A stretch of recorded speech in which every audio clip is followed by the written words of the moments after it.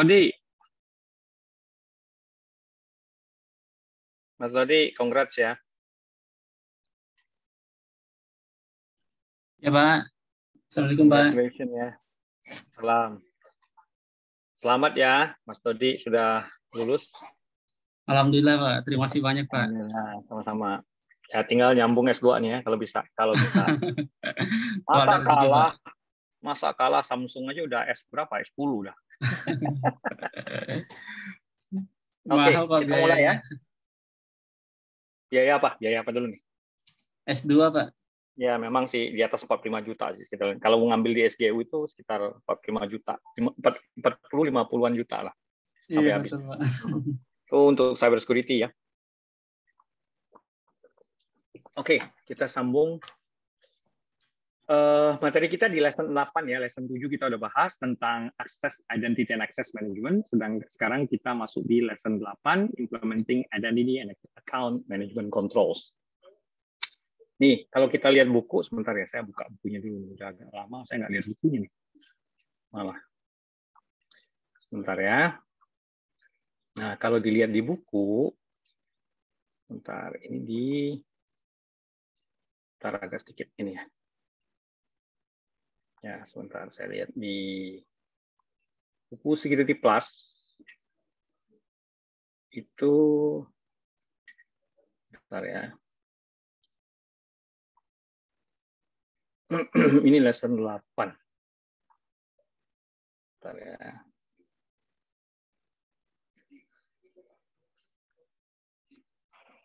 Lesson 8.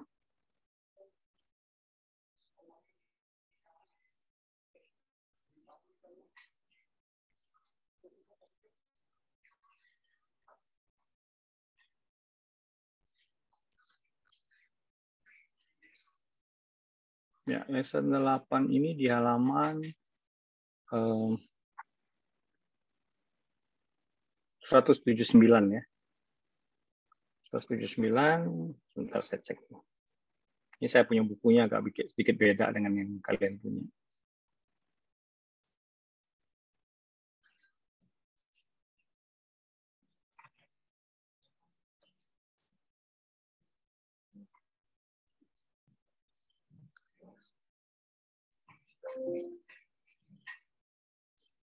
Kok lama amat ya ini ya? Kenapa searchingnya lama ya?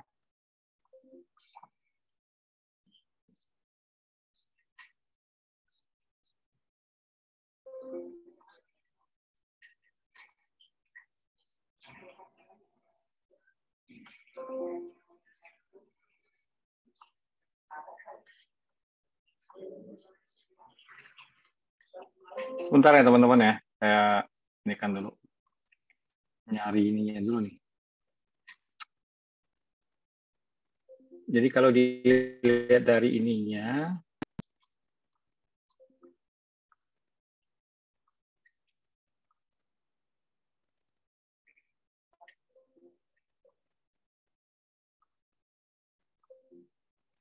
bentar. Ini ganggu banget nih. Kenapa ini?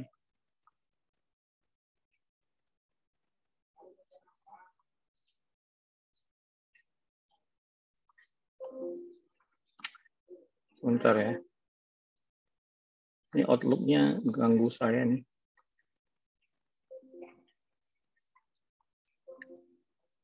Bentar ya teman-teman ya. Saya ini. Oke.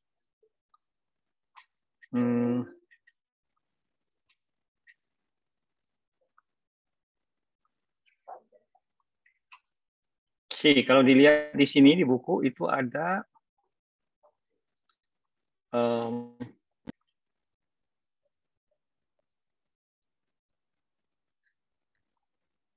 yang ada di 4 objektif ya. Jadi implement identity and account types, kemudian implement account policies, kemudian implement authorization solutions, dan explain the importance of personal policies. Ya. Ya.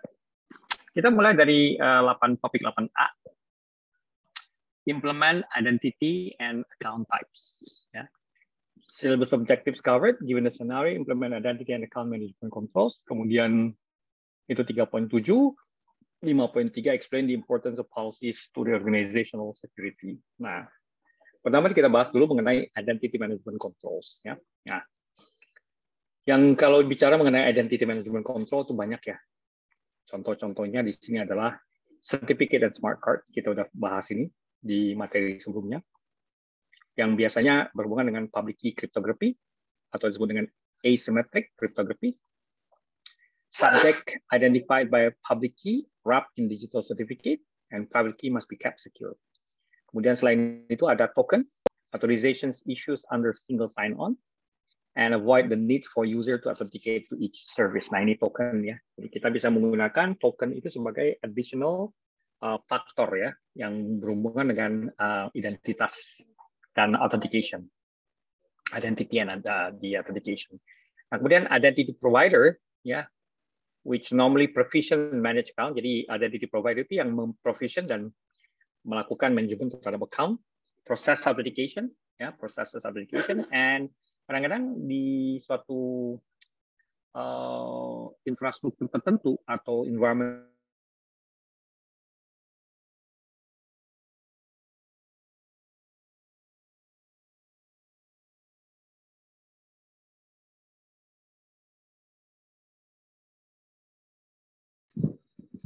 Halo, suaranya hilang, Pak. Yang lain, halo.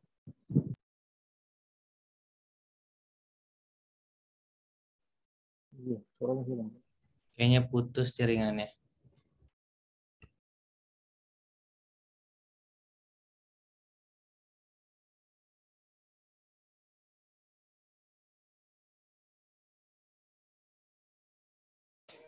Oh, cuma 40 orang ya?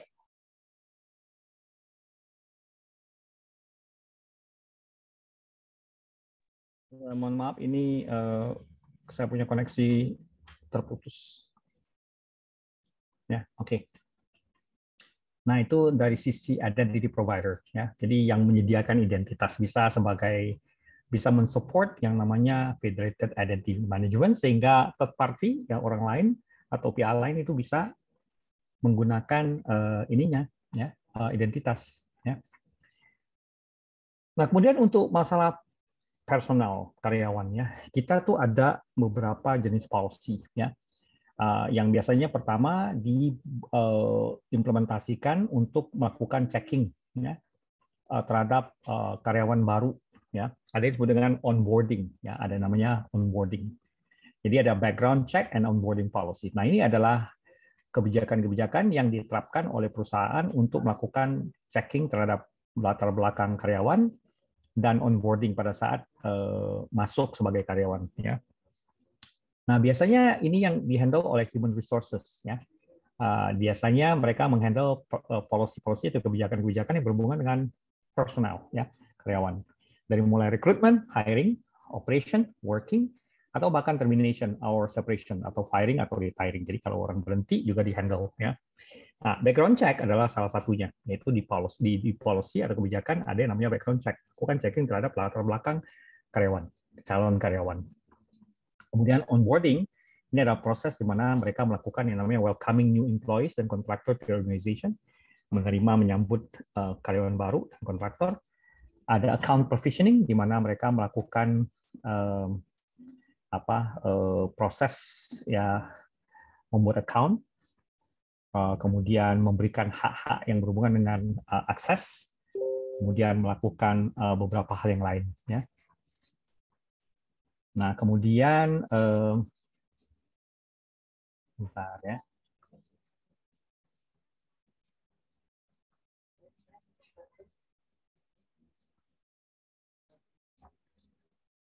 Nah, kemudian account provisioning, issuing credentials, ya, username, password, ya, kemudian access allocation dan training atau policy. Jadi ada training terhadap kebijakan-kebijakan di perusahaan. Nah, kemudian biasanya karyawan baru ini juga harus menandatangani yang namanya NDA atau non-disclosure agreement, perjanjian untuk menjaga kerahasiaan.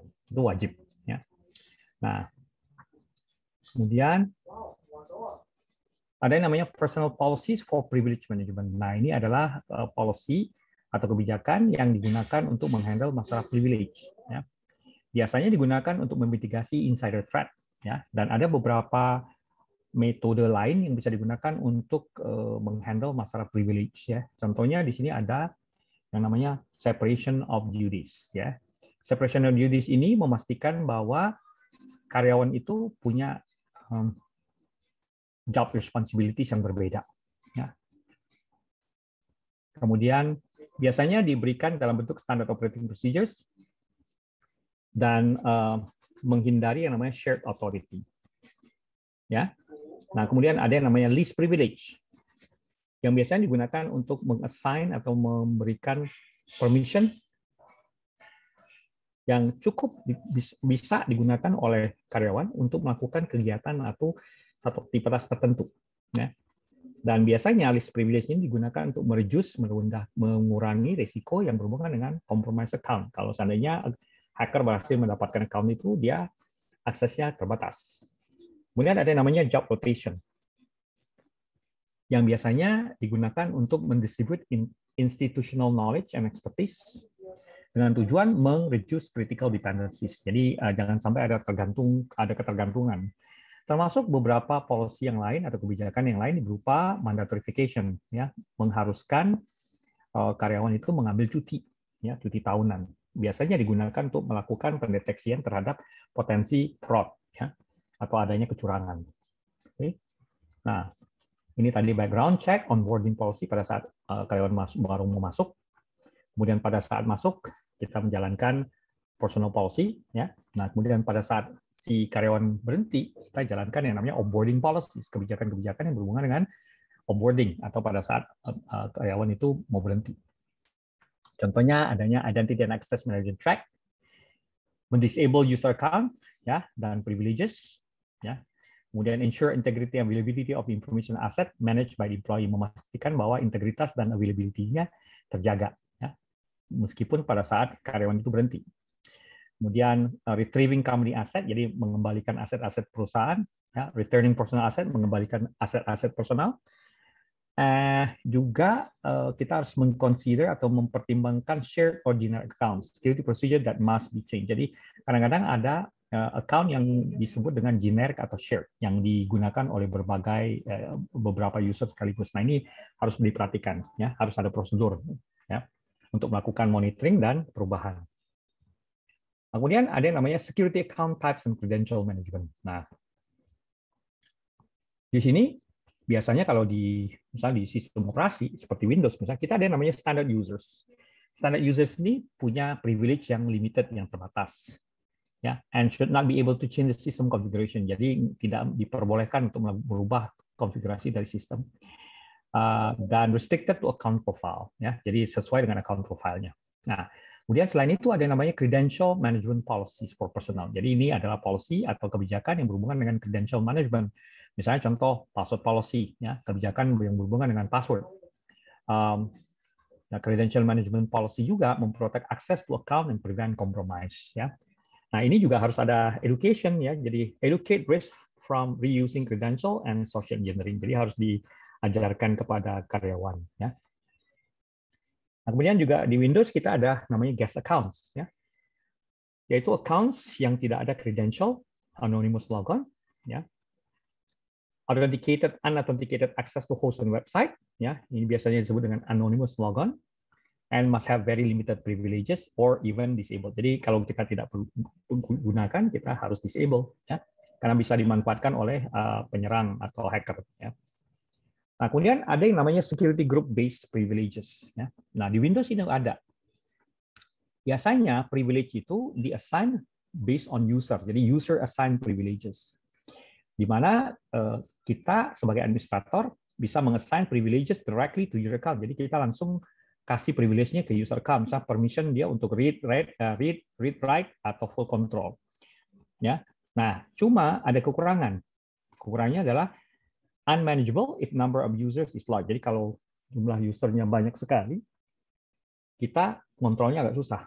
Nah, untuk menghindari masalah itu atau men-tackle masalah itu, kita bisa menggunakan yang namanya group-based privileges, di mana kita kita sebagai admin meng-assign permission to security groups rather than individual, and assign user accounts to relevant group. Jadi misalnya contoh kita ada beberapa pengembang aplikasi, kita masukkan dalam grup yang namanya developers.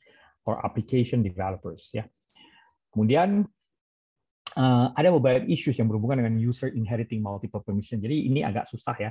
Jadi makanya harus dilakukan audit. Karena gini, bisa aja user itu punya permission secara individu dan bisa aja user itu adalah member dari ya anggota dari beberapa grup tertentu. Misalnya dia anggota dari grup A, grup B, grup C. Nah kan agak susah tuh melakukan pelacakan terhadap user itu sendiri ya.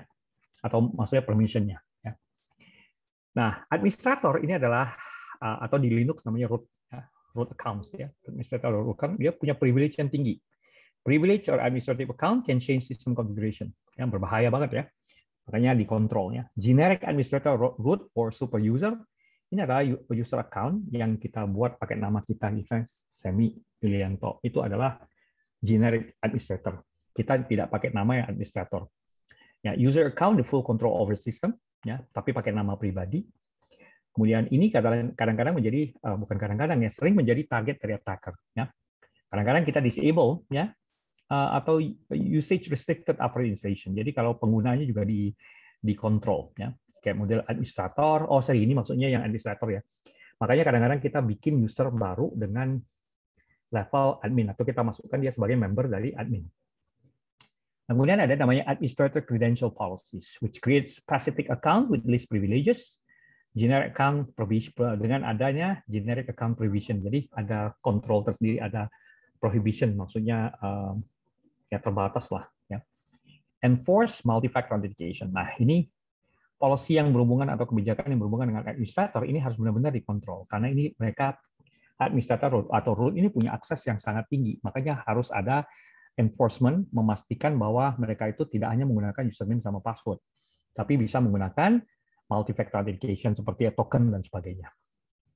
Nah, kemudian default security group biasanya ada administrator ya atau sudoer ya. Sudoer itu adalah cara kita untuk menggunakan user administrator tanpa harus login sebagai administrator ya. Kalau di Windows itu namanya run as ya. Oke, nah ini adalah beberapa contoh dari service account. Service account ini memang digunakan untuk menjalankan ya untuk login ya, untuk log on, untuk menjalankan services ya. Beberapa contoh adalah Windows Service Account seperti sistem, ada local system service atau network service. Misalnya contoh SQL. SQL itu bisa menggunakan service account untuk menjalankan ya stop ini service SQL-nya ya. Kalau untuk di Linux, ya Linux account to run services atau daemons, ya biasanya kita bisa kontrol untuk deny show access. Kemudian kita bisa manage shared service account credential itu juga. Jadi kita bisa melakukan manajemen, memanage service-service yang menggunakan shared service account. Shared service account itu maksudnya service account yang digunakan oleh berbagai service yang lain. Ya. Kemudian ada shared or generic or device account and credential. Shared account itu adalah account yang digunakan oleh berbagai user ya. Account whose credential are known to more than one person. Jadi bukan cuma satu orang yang tahu, beberapa orang. Nah itu shared account. Kemudian ada namanya generic accounts. Accounts created by default on OS install. Ya, only accounts available to manage a device might use a default password. Nah ini generic account kayak model administrator, guest atau beberapa yang lain. Nanti saya tunjukin contohnya.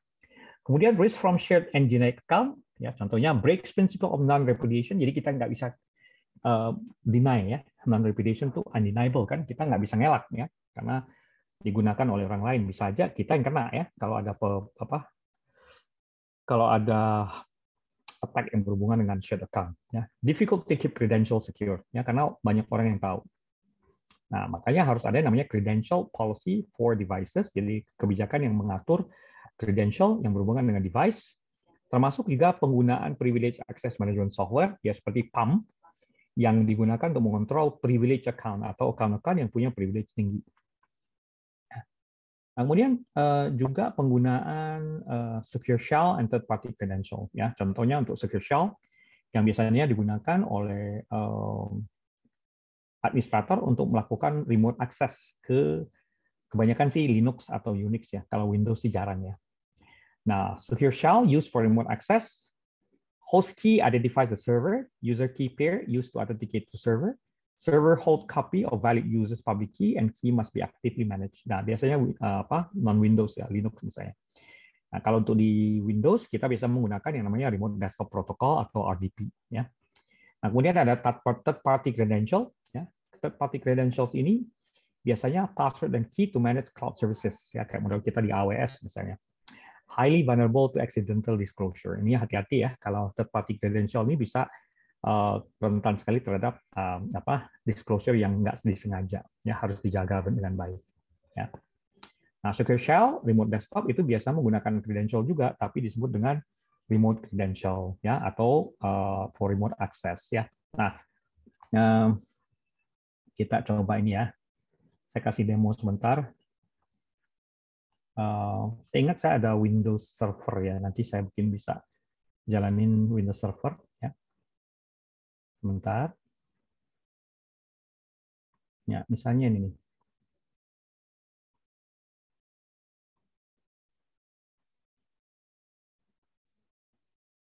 Bentar ya.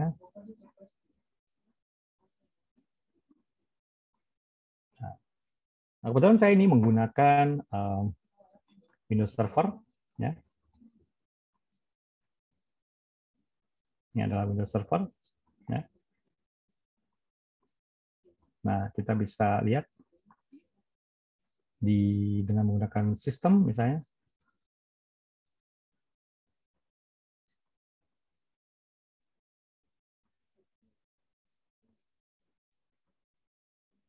Nah, Windows System.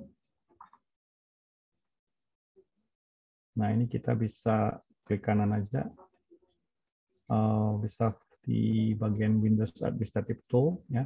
Atau kita bisa menggunakan command line misalnya, version aja ini. Ya. Nah, kita bisa ketik sistem info.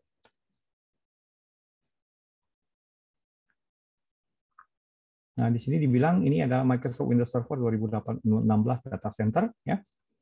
Nah, dari sini kita bisa melihat ada beberapa ini. Kalau local account ini kebetulan saya mau jadikan domain controller.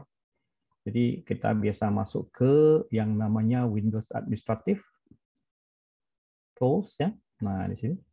Nah, di sini kita bisa milih, misalnya ada pilihan untuk computer management.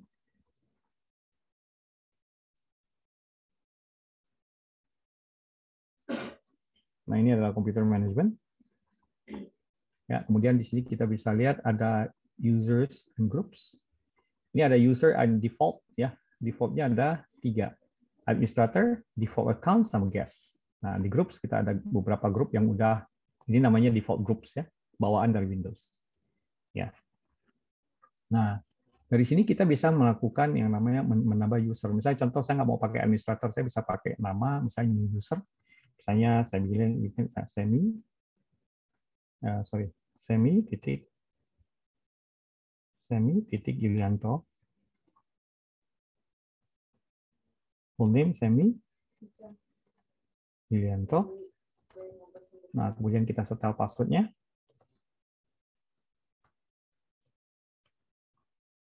Nah, kemudian kita buang aja di change password, nanti biarkan aja, ya. Nah, kemudian kita create. Nah, pada saat kita meng-create ini usernya member, kita lihat di bagian properties ini adalah user biasa. Dia member of user saja. Nah, kalau kita mau dia jadi admin, kita tinggal masukkan aja add, kita ketik aja administrator.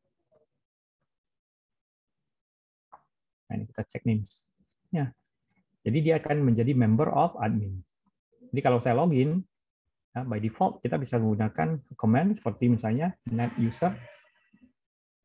Nah, misalnya semi titik Yulianto. Nah, dia langsung kasih tahu dia adalah member dari admin, ya, dan user. Nah, kalau untuk membuat member dari grup tertentu, kita bisa bikin grup. Ini disebut dengan, kita bikin aja new group, misalnya kita kasih nama apa ya, VPN atau misalnya programmer atau application developers.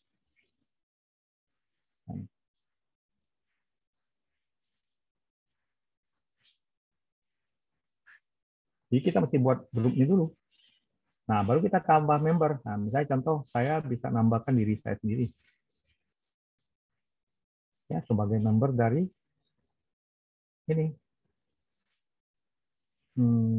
Sebentar. Kita bikin baru aja deh ya.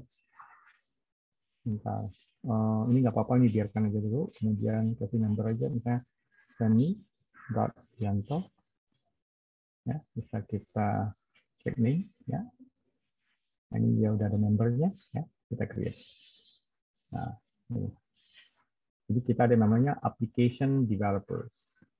Ini. Ya, nah ini. Ya. Nah, baru kemudian kalau kita nge-set satu ini, kita bisa tinggal set permission misalnya. Ya, kita bikin aja folder misalnya gini. Kita bikin folder. Jangan di sini deh, jangan di dalam ini. Misalnya contoh, saya bikin di C-nya saya. Kita bikin aja misalnya directory namanya development dev ya. Nah, di dev ini kita tinggal assign aja di kanan properties. Kemudian kita masuk ke security, kita tinggal add. Kita tambah up dev. Oh, sorry. Nah, application developer. Nah, kita tinggal setel apakah mau full control. Oke, misalnya contoh full control nih. Boleh. Nah, oke. Nah, kemudian tuh untuk di dalamnya kita kalau bikin user ini otomatis kita bisa setel inheritance misalnya test file. Ya, kita ketik aja misalnya this.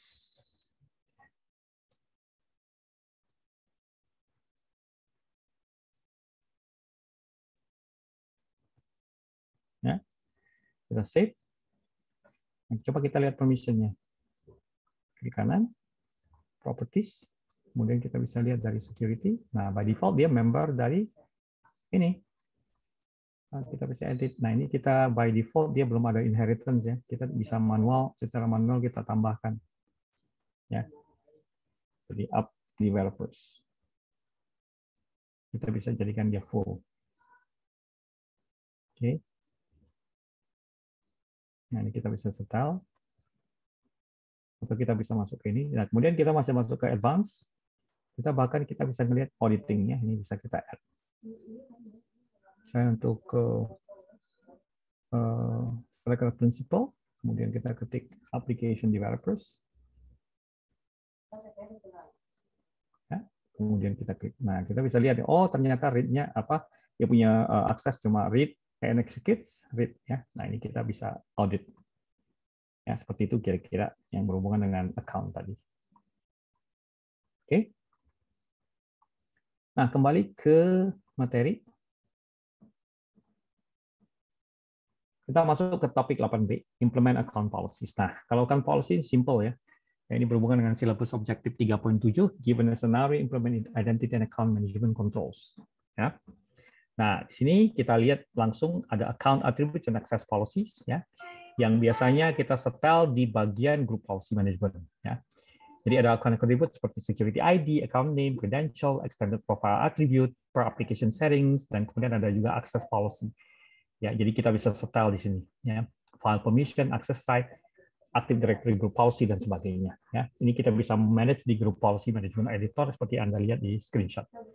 Kemudian account policy settings seperti biasanya kita setel length-nya, complexity, ya account password policy seperti length, complexity, character combination, aging, history, and reuse. Ya. Kemudian kita bisa ngikutin misguidance berhubungan dengan complexity dari password. Kita bisa setting sendiri ya.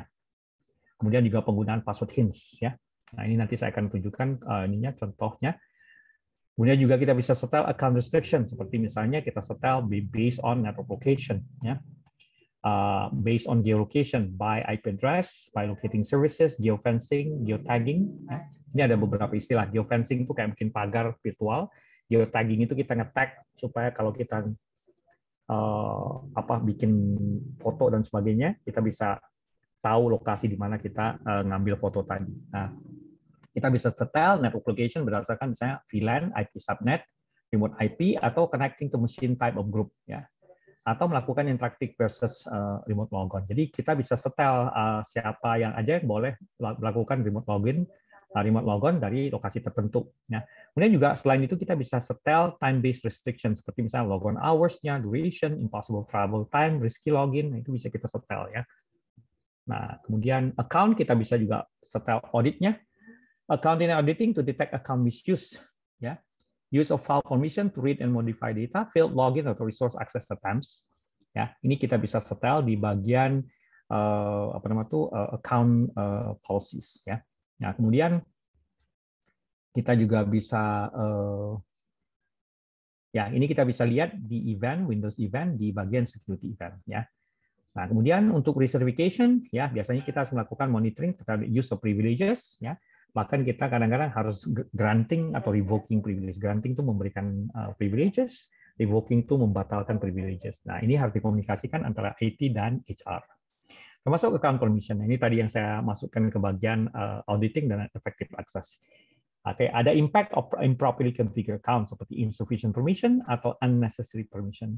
Ya, kadang-kadang kita juga mesti escalate dan revoke privileges tergantung dari permission-nya, apakah dia diperbolehkan atau tidak.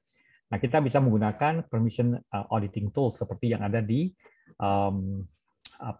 di Windows sendiri bagian kalau kita klik properties kita ada bagian auditing di situ ya. Nah, kemudian juga kita bisa setel audit usage audit-nya ya. Yang berhubungan dengan account logon and management event, process creation, object access, change to audit policy atau changes to system security and integrity ya. Nah, termasuk juga account logout kita bisa setel di sini. Disablement seperti login is disabled until manually enabled ya. Kalau kita lihat di sini masuk ke account tertentu kita bisa setel account options ya seperti account is disabled atau password never expires atau apa. Nah, itu kita bisa setel. Bahkan kita bisa setel untuk logout ya. Jadi ini kita bisa setel semua di Windows. Enak sih, udah GUI kan, gampang ininya. Ya. Oke. Nah, saya tunjukin demo lagi. Ya. Kita bisa masuk ke sini. Ya. Nah, ini tadi. Jadi kalau kita menggunakan ketik aja MMC, ya, kita bisa panggil group policy, ya, atau langsung dari sini juga boleh, ya. Jadi kita bisa MMC, kita add and remove, snap in, kita pilih group policy. Nah ini, kemudian kita group policy object, kita oke-kan saja, kemudian kita oke. Nah kemudian kita bisa lihat di sini, kita bisa double click. Nah, di sini ada beberapa configuration untuk komputer atau untuk user. Nah, kalau yang berhubungan dengan user, kita masuk ke sini. Windows settings, ada security settings. Di sini ada bagian-bagian. Ya. Atau kita bisa masuk ke computer configuration, Windows settings. Ya. Nah, kalau policy tadi kayaknya di security settings di sini. Nah, ini account policy. Sorry, harusnya di sini ya, bukan di user configuration. Ya. Nah, account policy kita bisa setel password policy-nya misalnya. Ya, kita bisa setel. Enforce password history, misalnya 3 password yang maksimal di memorize, misalnya 5. Ya. Nah, kemudian maximum age 42, maksimum password age-nya minimum. Password line kita bisa setel, misalnya 8 karakter minimal. Kemudian password must meet complexity requirements enable. Ya. Kemudian store password ini biarkan aja. Nah, bahkan ada account lockup policy. Ya. Lockup duration kita setel maksimal berapa nih? Ya. Ini kebetulan tidak. Kalau saat kita mesti setel dulu nih account lockout-nya. 3 invalid logon, ya dia akan otomatis nge-lock. Ya. Kemudian oke kan? Nah, baru kemudian disetel nih account lockout threshold property 3 invalid, oke. Kemudian disetel otomatis lockout duration. Kalau kita setel 0, nah ini account is locked until administrator is unlocked, ya. Ini bisa disetel. Ya. Nah, kemudian selain itu juga kita bisa setel policy lain seperti misalnya audit policy. Kita setel aja audit account logon enable success failure. Audit account management success failure. Ini biasanya untuk melakukan tracking terhadap user ya. Active Directory Access kita biarkan aja. Audit logon events kita setel success and failure. Kemudian audit object access kita enable. Kemudian system events kita enable juga. Oke. Privileges ini penting nih, kita enable juga. Audit policy mungkin kita enable juga lah ini gitu ya. Ya, kemudian proses tracking biarkan. Nah, setelah kita enable ini, kita bisa juga setel audit misalnya right assignment ya, misalnya apa nih, misalnya access credential manager, beberapa yang lain ya, adjust memory, allow logon locally. Nah, ini kita setel ya. Bisa kita setel banyak sih ininya opsinya di sini ya. Bahkan security option kita bisa setel misalnya account administrator, account log, status, block Microsoft account dan sebagainya. Ini kita nggak ganggu ya sementara ya, biarkan aja. Nah, kemudian untuk di bagian ininya ya, di bagian folder misalnya, di folder kita bisa setel auditingnya. Misalnya contoh tadi tes ya.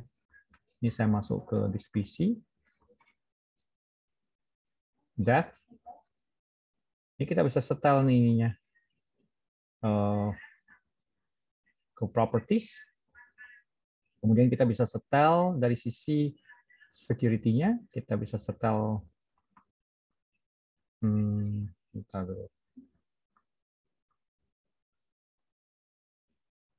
application developer ya, kita advance.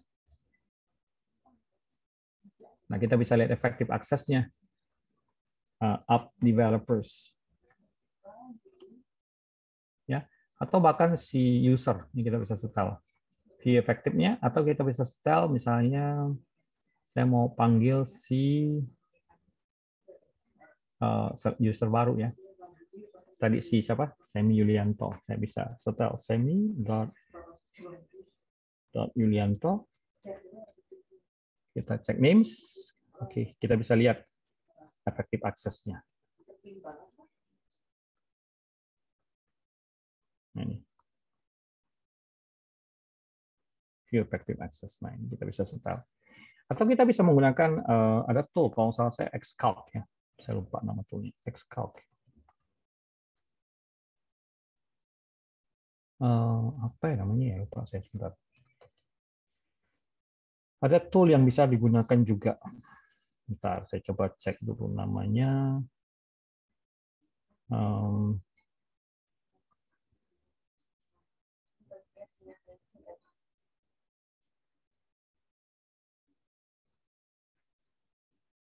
Ada tool namanya Calculation. Oh, namanya itu iCalcs ya, iCalcs. Itu kita bisa gunakan.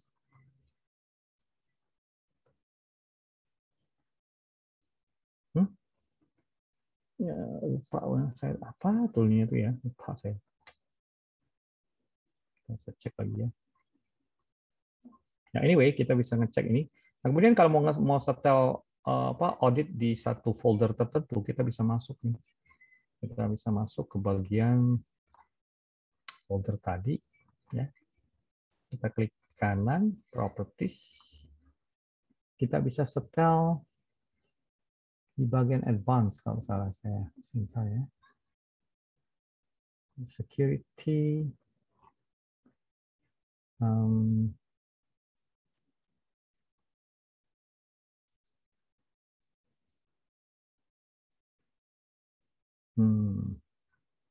Di sini atau di dalam itu ya, lupa saya. Klik kanan properties. Kita bisa lihat di bagian security, details, atau bagian advance, saya lupa saya.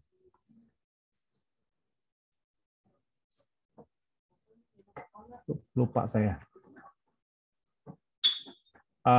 Yang penting kita udah enable ya auditingnya ya. Nah, nanti tadi bagian auditing kita bisa setel sini.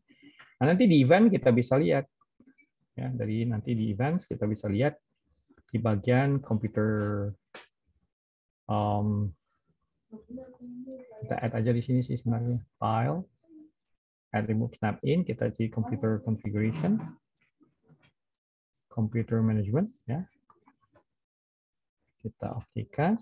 Nah, kita bisa computer management, kita bisa lihat events. di bagian event. Nah, ini. Eventnya kita bisa lihat. Nah, eventnya ada Windows Log, ada application. Jadi kalau ada logonnya salah-salah itu dia akan terrecord di sini atau security. Ya. Nah, ini kebetulan lagi tidak ada ya. Kita bisa lihat sistem event. Ya. Nah, itu. Jadi informasi itu akan jadi kalau auditnya udah dinyalain, ada masalah yang berhubungan dengan invalid login dan sebagainya itu masuk di sini. Ya. Ini kebetulan lagi nggak ada. Eventnya, oh ada nih audit sukses ini udah di enable ya. Oke. Itu kira-kira. Alright. Kita sambung ke topik 8C, implement authorization solutions. Ya. Nah, di sini syllabus objektifnya summarize authentication and authorization design concept sama 3.8 given a scenario implement authentication and authorization solution. Nah, pertama kita bahas dulu mengenai discretionary and role-based access control. Kalau discretionary access control paling gampang. Di Windows tuh ada, kalau kita kita bikin user itu dia punya privilege ya, untuk di permission ya. Pada saat kita nge-set permission di dalam Windows, itu kita sebenarnya udah mengimplementasikan yang namanya discretionary access control ya. Maksudnya di sini apa? Based on resource ownership. Jadi kalau kita login sebagai admin, by default dia akan menjadi ownernya adalah si user yang login yang buat file atau dokumen tertentu. Jadi based on resource ownership. Kemudian access control list-nya udah nempel di objek tadi. Boleh dia file, boleh dia folder. Kemudian vulnerable to compromise privilege user account ya. Nah itu discretionary. Jadi di Windows itu adalah udah ada ya by default dia udah discretionary access control ya. Jadi user yang masuk yang buat yang buat file itu akan otomatis dianggap sebagai ownernya ya. Tapi kita bisa memberikan ownership kepada orang lain ya. Nah, kemudian ada yang namanya role based access control ya, yaitu RBAC, non discretionary and more centralized control. Yang tadi tuh kayak saya bikin grup namanya application developers. Ya itu adalah contoh. Dan kemudian saya setelah buat grup, saya masukkan user sebagai member dari grup tadi. Nah, itu adalah contoh implementasi dari role-based access control. Non-discretionary artinya tidak berdasarkan ownership, centralized, based on defining roles dan allocating users to role. Jadi kita nambahkan user jadi member of the role. Contoh tadi application developers. A user should only inherit role permission to perform particular task. Ya, itu. Nah, ini contoh sederhana dari access control list. Ya. Yang menampilkan informasi mengenai access control yang ada. Nah, di masing-masing access control list ada yang namanya access control entry. Contohnya seperti list folder, read data, read attribute, read extended attribute. Nah, itu adalah contoh dari access control entry. Ya, nah, disupport oleh file system seperti contoh di Windows itu kan NTFS. Ya. Nah, kemudian untuk Linux dia menggunakan metode lain. Dia pakai apa? Dia pakai yang namanya oktal seperti R itu 4, W itu 2, X itu 1. Kita bisa pakai simbolik juga, pakai R, X, R, W, X. Read, write, and execute. Ya. Nah, kemudian membernya adalah user, group, dan world. Ya, bukan member ya, istilahnya permission-nya. Permission untuk user sendiri, group, dan world. Ya, seperti itu. Nah, kemudian ada yang namanya mandatory attribute based access control. Ini sedikit berbeda. Ini biasanya digunakan oleh sistem yang sangat-sangat sensitif ya. Biasanya di militer ya. Mereka menggunakan sistem operasi yang spesifik. Ya. Di mandatory access control kita pakai labels dan clearance. Jadi kalau orang bisa login belum tentu dia bisa mengakses informasi tadi karena setiap informasi, setiap data itu dikasih label dan clearance. Misalnya contoh, clearance level saya itu secret, tapi file yang mau saya baca itu clearance levelnya yang dibutuhkan adalah top secret. Jadi begitu saya login, saya masuk, saya mau buka nggak bisa karena clearance level saya berbeda. Nah, supaya dia bisa tahu clearance levelnya apa, itu kita di tiap-tiap informasi, data, file itu dikasih label ya dan ada clearance levelnya ya. Nah, kemudian biasanya di sistem policies itu digunakan untuk merestrict access. Jadi ada policy atau kebijakan yang disetel di sistem ya. Spesifik banget ya. Jadi bukan tidak terimplementasi di sistem operasi yang biasa. Nah, kemudian ada yang namanya attribute-based access control, di mana access decision based on a combination of subject, jadi ada kombinasi dari subject dan object, attributes plus any context sensitive of the system-wide attribute. Context sensitive itu kayak model misalnya login time-nya, day and date-nya, ya, membership-nya dan sebagainya. Kemudian ada juga yang namanya conditional access yang digunakan untuk memberikan akses pada user dengan menggunakan kondisi-kondisi tertentu, ya, berbagai atribut digabung lah. Nah, kemudian ada namanya rule-based access control. Ini contohnya firewall, ya. Firewall itu menggunakan rule-based access control. Non-discretionary, system determine roles, not users. Ada conditional access, ya. Ada yang namanya continual authentication and user account control. Nah, Windows sendiri itu menggunakan user account control. Ini contoh disebut dengan conditional access. Nah, firewall itu menggunakan rule based. Kemudian privileged access management, ya, sendiri itu adalah satu metode manajemen di mana kita ada policies, ya, kebijakan, prosedur, dan technical control yang digunakan untuk memprevent malicious abuse of privilege account, ya. Jadi kita harus setel policy-nya, kebijakannya, prosedurnya, bahkan kontrol-kontrol teknikal. Seperti tadi yang saya setel di bagian account itu adalah kontrol-kontrol yang bersifat teknikal yang tujuan utamanya untuk memprevent atau mencegah malicious abuse of privilege account, ya. Nah, kemudian kita juga bisa menggunakan directory services. Kalau di Windows itu namanya Active Directory, ya, di mana dia menyimpan database of subject yang berisi users, computer, security groups, roles, and services, ya. Kemudian account control list, ya, itu juga disetel, bisa disetel di situ, disebut dengan authorization, dan kemudian directory services ini berbasis X500 dan lightweight directory access control protocol yang digunakan oleh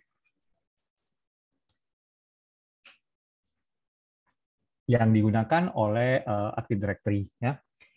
Ada istilah-istilah di sini di LDAP, contoh distinguished name, attribute, atau key pair. Seperti misalnya CN, common name, widget web, OU, organizational unit, marketing, O, widget, itu organization atasnya, jadi ada O, widget, di bawahnya ada OU, kemudian ada C, country, UK, DC, widget, kemudian DC, foo, ya. Itu contoh-contoh dari penggunaan LDAP. Nah, ini disebut dengan konteks, ya. Nah, selain itu juga ada namanya Federation and Attestation. Ya, Federated Identity Management itu sendiri adalah satu metode di mana suatu perusahaan atau ya company itu bisa sharing dengan company yang lain. Misalnya Google dengan misalnya perusahaan A atau Google dengan perusahaan Anda. Tokopedia misalnya itu perusahaannya. Orang yang mau beli Tokopedia bisa buat user di Tokopedia atau dia bisa menggunakan Google account yang memang udah dia buat di Google. Jadi bisa kerjasama. Ya. Itu Federated Identity Management-nya. Networks under separate administrative control share users. Jadi si Google share user untuk misalnya Tokopedia atau misalnya Bukalapak, ya. Kemudian identity providers and attestation. Identity providers-nya adalah Google atau misalnya LinkedIn atau misalnya Facebook, ya. Nah, dia memberikan yang namanya attestation. Attestation itu memberi apa? Attestation itu kayak model kita trust, ya, memberikan trust atau kepercayaan kepada pihak lain. Itu attestation tuh kayak model kita attestation tuh kayak kita memberikan satu trust, ya, ada trust relationship antara identity provider dan service provider. Nah, itu attestation, ya. Nah, kemudian ada untuk Federation and Attestation kita bisa menggunakan on-premise dengan menggunakan misalnya Active Directory, ya. Atau karena di Active Directory itu ada satu service yang namanya Active Directory Federation Services kalau nggak salah, ya. Nah, di cloud juga bisa. Jadi kalau pakai cloud ya berarti harus menggunakan seperti AWS dan sebagainya, ya. Nah, jadi identity provider itu bisa Google, bisa Facebook, bisa LinkedIn, bisa Twitter. Mungkin LinkedIn lah, ya. Kemudian si service provider bisa Bukalapak atau Tokopedia atau Amazon dan sebagainya. Nah, itu contohnya. Yaitu konsep ini adalah bentuk dari konsep federation atau federated identity management, ya. Nah, kemudian ada yang namanya SAML atau Security Assertion Markup Language. Ini adalah open standard for implementing identity and service provider communication. Dengan mereka menggunakan attestation atau assertion dengan memanfaatkan XML format dan design using XML signature certification. Untuk communication protokolnya mereka menggunakan HTTPS ya atau Simple Object Access Protocol atau SOAP. Nah, ini contoh sederhananya adalah bentuk dari SAML ya. Nah, kemudian ada yang namanya OAuth, Open Authentication and Open ID ya.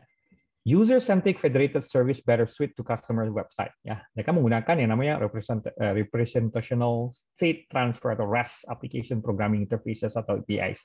Ada disebut dengan RESTful API.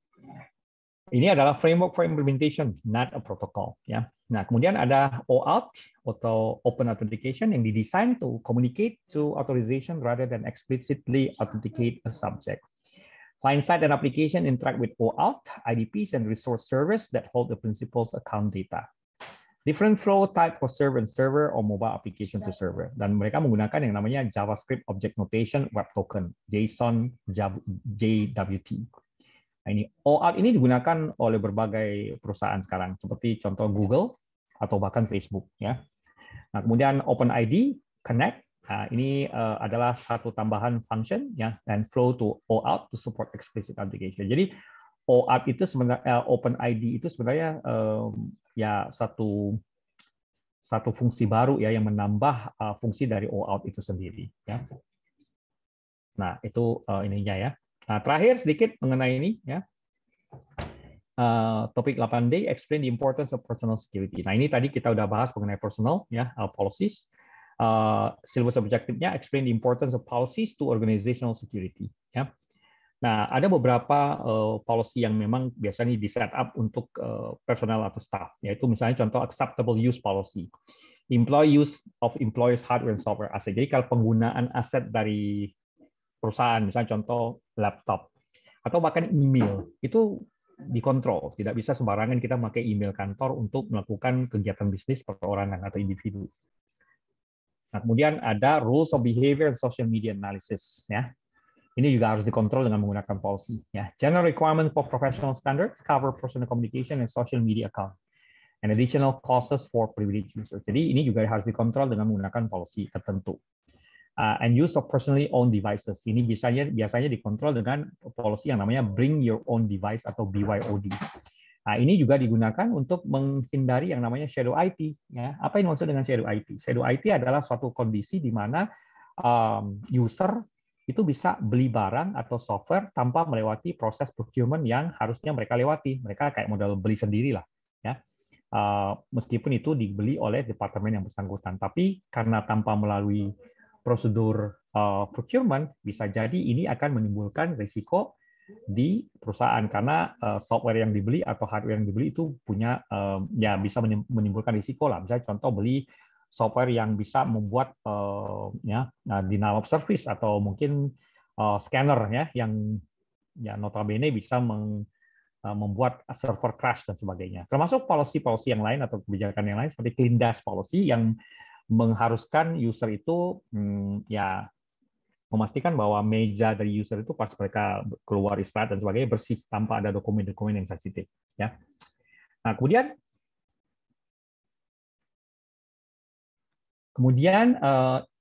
ada user and role based training, di mana impact and risk from untrained users. Ya. Jadi user and role based training ini sangat penting, ya, seperti awareness lah. Kemudian awareness training ini penting kenapa? Karena user tanpa ada di training dan tanpa ada security awareness itu bisa mengakibatkan atau mengintroduce atau menimbulkan risiko. Ya. Topics untuk yang dibahas di security awareness contohnya overview of security policies, incident response procedures, site security procedures, data handling, password and account management, awareness of search engineering and malware threats, termasuk secure use of software such as browser and email client. Nah, ini selalu dimasukkan di dalam topik untuk security awareness yang dia akan digunakan untuk men-train user. Ya, karena ada impact dan risk bagi user yang tidak di-train ya, dengan baik. Nah, kemudian ada role-based training di mana biasanya menggunakan bahasa yang appropriate, yang sesuai dan biasanya role-based ini disesuaikan dengan level of technical content dan pastikan bahwa topik-topik security awareness ini disiapkan untuk audience yang sesuai. Misalnya contoh topik untuk manajemen itu beda dengan topik yang untuk orang biasa atau teknikal. Ya. Nah, kemudian diversity of training techniques, macam-macam ya.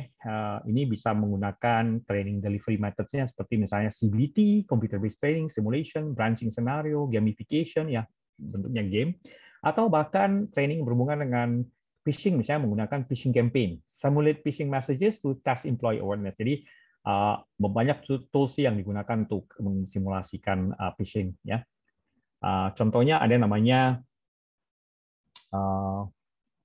Know Before ya, sebentar saya tunjukin ya. Ada satu website yang namanya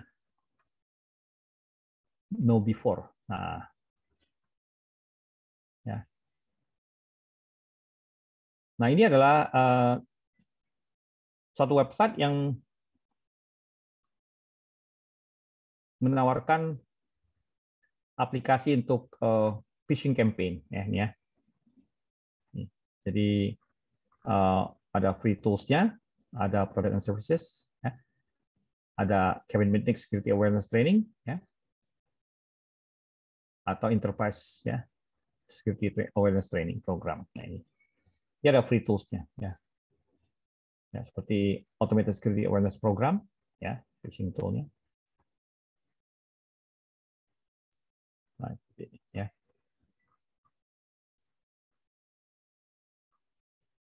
Nah, ini untuk melatih security awareness dari user dengan mengirimkan email. Ya. Oke, dan kemudian ada capture the flag. Ya, ini juga untuk pentest ya. Biasanya digunakan untuk melatih red team. Ya. Oke, ya. Jadi di lesson 8 kita banyak belajar ya. Mulai dari masalah identity management, federated identity, account policies, password policies, dan sampai ke personal security. Ya. Oke, kira-kira ada pertanyaan? Bentar, saya nyalakan dulu. Ada pertanyaan nggak kira-kira di materi kita?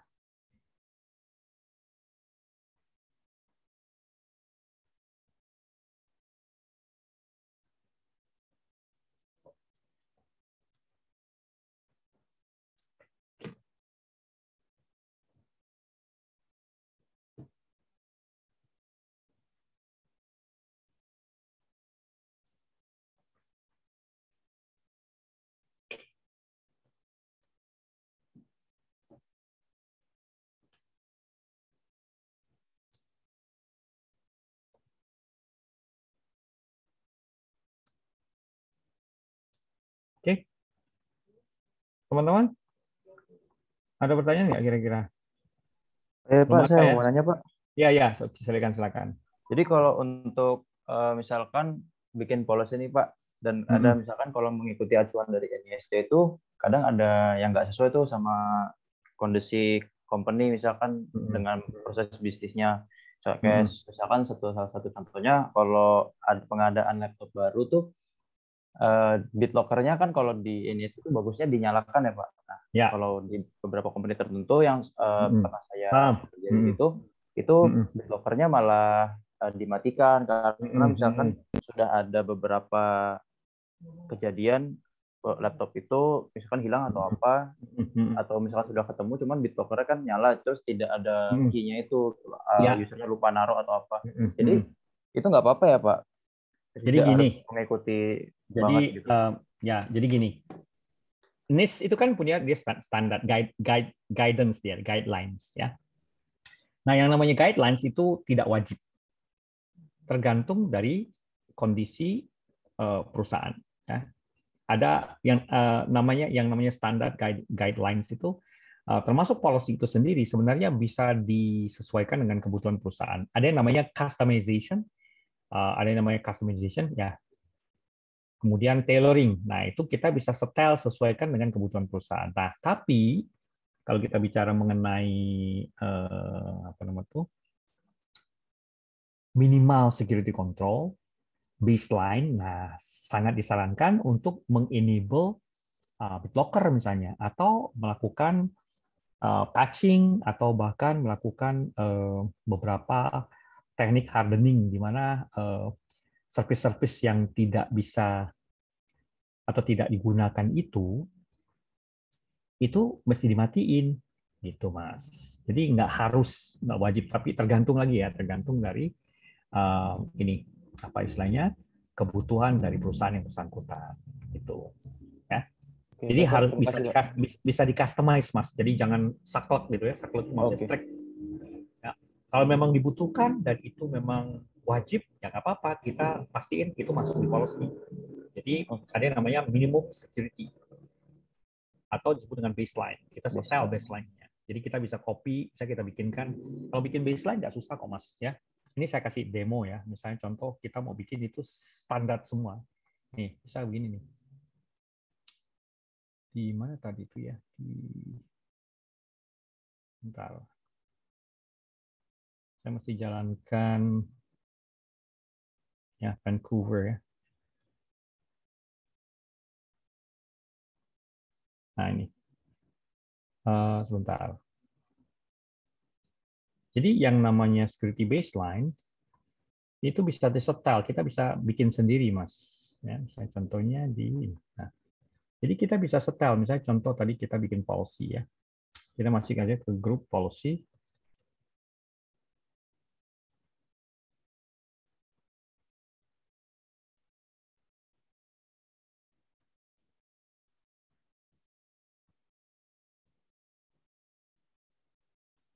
Agak sedikit leletnya ini ya. Nah, apa nih?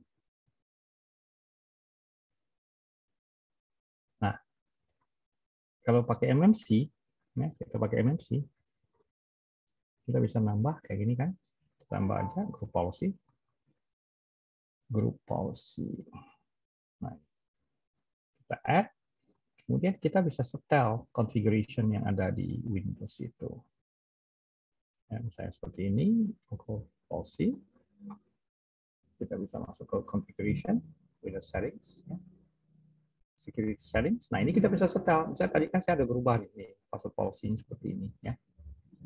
Nah, itu kita bisa export policy. Kita kasih nama aja, misalnya di bagian document security template kita bilang namanya misalnya secure server policy. Kayak gitu. Ya. Nah, ini bisa kita import nantinya. Misalnya contoh kalau saya nggak sengaja merubah, nah ini saya save dulu ya. Terus saya anggap aja saya pakai policy yang sudah saya rubah. Terus saya mau ganti jadi policy yang baru. Misalnya contoh ini, password remembered 0, ya.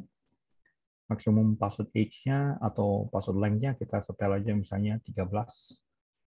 Nah, ini kan udah setelnya berbeda ya. Nah, ini kita tinggal, kalau kita mau melakukan komparasi dengan apa yang ada sekarang, policy-nya dengan yang kita sudah ekspor, ini kita bisa gunakan satu tool yang namanya, mudah-mudahan masih ada tool-nya ya, saya ingat namanya Security Configuration and Analysis. Nah, ini bisa digunakan ini Mas. Ya. Nah, ini kita bisa gunakan, kita bikin open database saja. Kasih nama misalnya testdb. Ya. Nah, kemudian kita bisa import nih. Nah, kemudian kita klik kanan, kita analyze computer now. Nah, kita bisa dapat report komparasi.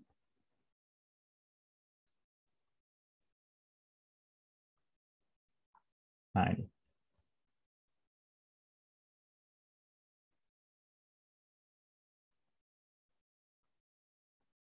Nah, untuk account policy.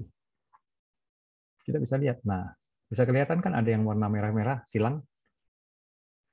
Udah kelihatan nggak, Mas? Iya, kelihatan, Pak. Nah, itu artinya kalau yang merah-merah ini berarti tidak sesuai dengan settingan dari yang kita import. Nah, jadi misalnya contoh saya punya server yang belum disetel. Kita tinggal import aja policy-nya. Nah, supaya itu pertama kita analyze dulu dengan menggunakan security configuration analysis, baru udah kita dapat informasi, oh ini harusnya database-nya seperti ini, 5 password remembered kok 0 di sini kan. Ini 8 karakter ya harusnya, ini kok harusnya harusnya 8 karakter kok 13. Nah, ini kita bisa gini. Udah kita ini kan ya. Kita klik kanan. Kan analyze ya. Kita bisa configure computer now. Ini bisa langsung otomatis dia meng-apply yang sudah ada. Ya. Nah, kita bisa analyze lagi. Nah, nanti kita lihat. Harusnya udah sama. Oh, sama kan? Benar nggak? Iya. Jadi kita bisa ekspor, bisa import. Jadi bagusnya sih gini, sebelum kita melakukan perubahan pada policy, sebaiknya kita ekspor dulu. Kasih namanya default policy. Terus kita bikin, kita ubah-ubah, kita ekspor lagi, jadinya misalnya secure server. Terus file ini dia bentuknya file kok. Ya, bentuknya file. Jadi disimpannya di bagian directory.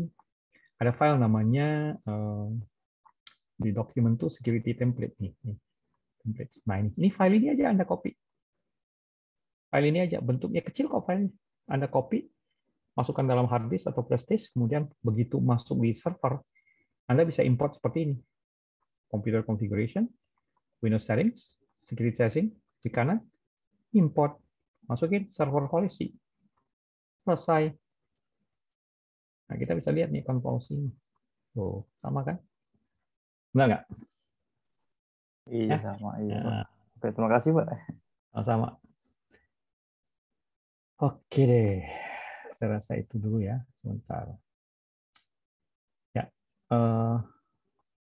oke, mudah-mudahan ini udah bisa menjelaskan beberapa hal yang udah saya bahas tadi ya. Mudah-mudahan bisa bermanfaat hari ini. Kita akan sambung mudah-mudahan di hari Jumat ya. Target saya kalau bisa hari Jumat kita udah selesai untuk Security Plus. Jadi ada beberapa modul yang mungkin atau lesson yang tidak kita bahas secara di kelas. Tapi saya akan berikan itu sebagai self study ya, Anda bisa belajar sendiri dari buku ya. Oke. Nanti target saya sih kalau bisa sih ya, minggu depan itu kita udah bisa masuk ke Pentest Plus ya. Target saya tuh minggu depan kita udah masuk ke Pentest Plus. Oke. Terima kasih sebelumnya atas perhatiannya hari ini. Ya, mudah-mudahan bermanfaat dan ini rekaman tetap ada ya. Nanti saya akan upload ke YouTube ya, mungkin 1 atau 2 hari lah ya.